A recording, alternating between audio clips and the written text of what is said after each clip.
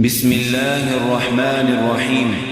تبارك الذي بيده الملك وهو على كل شيء قدير، الذي خلق الموت والحياة ليبلوكم أيكم أحسن عملا وهو العزيز الغفور، الذي خلق 7 سماوات طباقا ما ترى في خلق الرحمن من تفاوت، فارجع البصر هل ترى من فطور، ثم ارجع البصر كرتين ينقلب إليك البصر خاسئا وهو حسير، ولقد زينا السماء الدنيا بمصابيح وجعلناها رجوما للشياطين وأعتدنا لهم عذاب السعير، وللذين كفروا بربهم عذاب جهنم وبئس المصير. إذا ألقوا فيها سمعوا لها شهيقا وهي تفور تكاد تميز من الغيظ،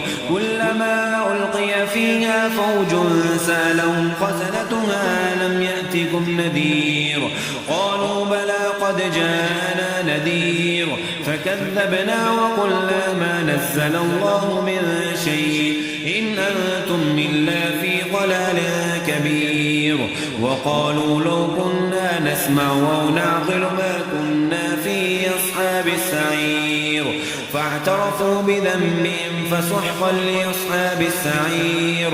إن الذين يخشون ربهم بالغيب لهم مغفرة وأجر كبير، وأسروا قولكم أو اجهروا به إنه عليم بذات الصدور، ألا يعلم من خلق وهو اللطيف الخبير.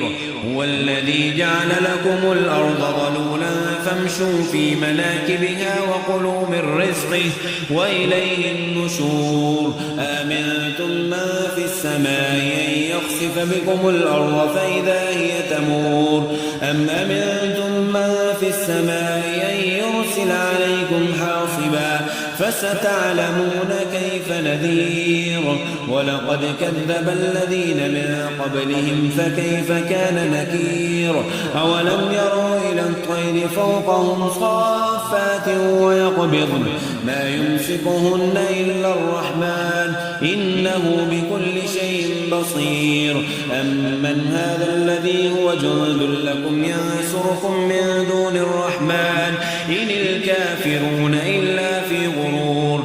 أمن هذا الذي يرزقكم من أمسك رزقه بل لجوا في عتم ونفور. أفمن يمشي مقبا على وجهه يهدى أمن يمشي سويا على صراط مستقيم.